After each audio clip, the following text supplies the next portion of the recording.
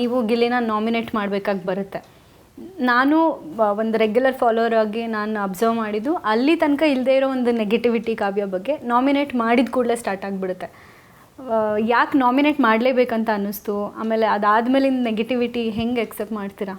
ಅದೇ ನೀವು ಹೇಳಿದ್ರೆ ರೆಗ್ಯುಲರ್ ರಿವ್ಯೂ ಮಾಡ್ತಾ ಇದ್ದೆ, ನಾನು ನೋಡ್ತಾ ಇದ್ದೆ ರೆಗ್ಯುಲರ್ ಆಗಿ ಬಿಗ್ ಬಾಸ್ನ ಅಂತ. ನಿಮಗೇನು ಅನಿಸ್ತು ನಾನು ನಾಮಿನೇಟ್ ಮಾಡಿ ತಪ್ಪು? ನನಗೆ ಹಾನೆಸ್ಟಾಗಿ ಹೇಳಬೇಕು ಅಂದರೆ ನಾಮಿನೇಟ್ ಮಾಡೋದು ಅಫ್ಕೋರ್ಸ್ ಮನೆಯಿಂದ ಹೊರಗೆ ಕಳ್ಸೋಕ್ಕೆ, ಒಂದು ಆಟದಿಂದ ಹೊರಗಿಡೋ ಅಷ್ಟರ ಮಟ್ಟಿಗೆ ಅದು ಅಫೆಕ್ಟ್ ಮಾಡ್ತಿದೆ ನಿಮಗೆ ಅಂದರೆ ನೀವು ಮೊದಲಿಂದನೂ ಹೇಳಬೇಕಾಗಿತ್ತು ಅದನ್ನು.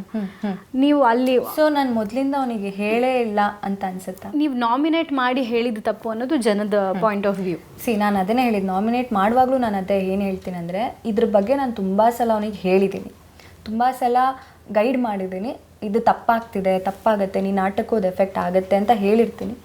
ಬಟ್ ಸ್ಟಿಲ್ ಅವನು ಇಂಟೆನ್ಷನಲಿ ಅದು ಮಾಡ್ತಿರಲ್ಲ, ಏನೋ ತಮಾಷೆ ಫ್ಲೋ ಅಲ್ಲಿ ಅಥವಾ ಏನೋ ಹಾಗೆ ಫ್ಲೋ ಅಲ್ಲಿ ಬಂದ್ಬಿಡ್ತಾ ಇತ್ತು.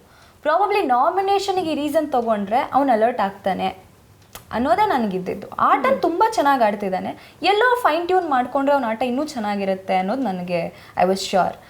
ನಾಮಿನೇಟ್ ಮಾಡಿದ್ದೂ ಅವ್ನು ಆಚೆ ಹೋಗಲ್ಲ ಅನ್ನೋ ಕಾನ್ಫಿಡೆನ್ಸ್ ಇತ್ತು.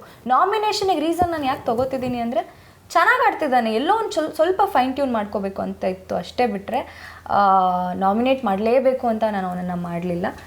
ಆ ತಪ್ಪನ್ನು ಅವ್ನು ಬಿಟ್ಟು ಬೇರೆ ಯಾರೇ ಮಾಡಿದರೂ ನಾನು ನಾಮಿನೇಟ್ ಮಾಡ್ತಿದ್ದೆ. So why not Gilli? I have to play my game also ಅಲ್ವಾ?